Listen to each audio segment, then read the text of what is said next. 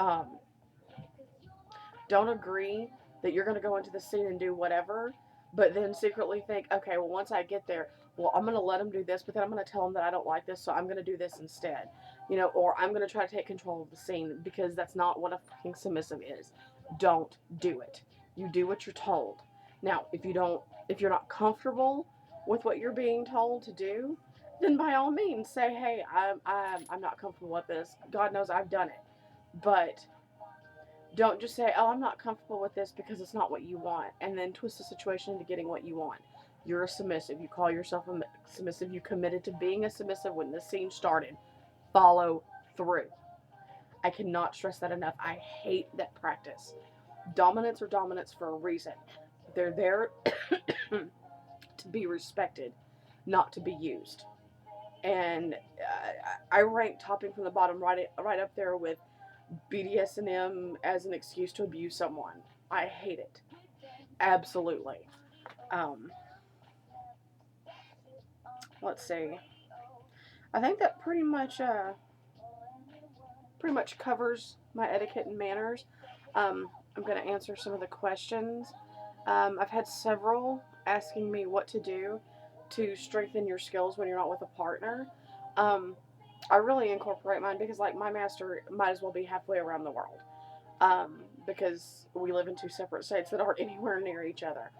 Um, but you can do things that you can practice, so to speak. Um, like, I clean. I'm a housewife. Well, ex-housewife, house ex-wife. I'm divorced, and I have an 8-year-old little boy. But I stay home and I work. I work from home. So what I do is, okay, so I'm done with my work. I need to do something to be productive. So I started doing crunches and push-ups, to better myself, because I knew that my master would like that. Um, I try to keep to a routine when I'm cleaning things. Like, I make a list and I work through it on what I'm gonna do, because I figure if I get into a routine now, when I actually can be with him, then I already have my routine. Therefore, I'm getting things done and making him happy, and I'm not having to really try because it's become second nature.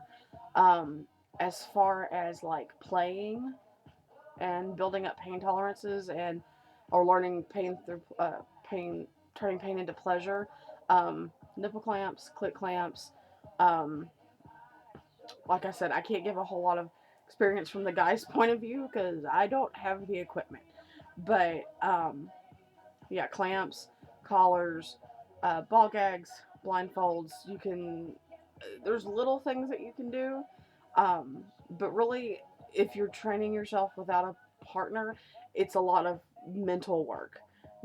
Training yourself to do things when told, do things expediently, um, getting them down to where they're rote. So when you're asked to do them, you don't have to try to struggle and try to figure out, oh God, what am I going to do? What am I going to do? It's okay, cool. He asked me to clean the house. I have this list right here that I can do, no problem. Um, if I didn't answer your question enough, give me more details of what you're really looking for, and I will try to incorporate that in. Also, I had someone ask about how to communicate if you go nonverbal in a scene. That's only happened to me one time that I went nonverbal because I went for about half an hour with being flogged, and it wasn't like light taps. Like, the first couple were light, but the rest of them were very intense from the base of my neck to my knees on my back. Um, and I went nonverbal, and my top stopped and walked over and tapped my shoulder and made me look at him, and he asked me if I was okay, and eventually he stood there and he just petted my hair and waited until I could speak again. Um, that's being nonverbal in a scene is kind of on that line of being not safe, because although nonverbal can be good, it can also be bad if you're being hurt and you're at a point that you can't speak even though you want to. You're locked in, so to speak. Um, I would also recommend, instead of a safe word, having like a those little like rubber balls that you can hold in your hand. That way, if you get to a point in subspace and you need to stop, you can just release the ball. It works kind of like a safe word.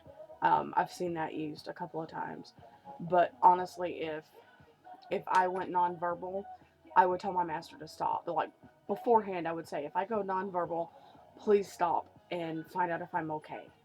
Because I would rather take a break and make sure everything's okay than keep going and there be can't talk. There'd be too much damage afterwards to try to fix. Um, I think that's about it. That's really all the questions that have been asked. I hope this helps. Um, I know I did a little more ranting than I had intended to, but I really feel strongly because etiquettes and manners have been lost over the years, and I really think it's something that needs to be retaught because you are a submissive. You're not a second class citizen, but you are a submissive, and you need to carry yourself as such. And remember, whatever you do reflects on your top, and you want your master to be proud of you. I don't know anybody that would want their master to be pissed off at them.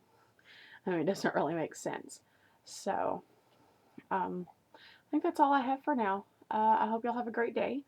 Uh, Continue to watch. Leave comments at the bottom. Leave comments on FetLife. Uh, yeah, if you have any more questions, let me know. I will see y'all again on Thursday. Mwah! Bye.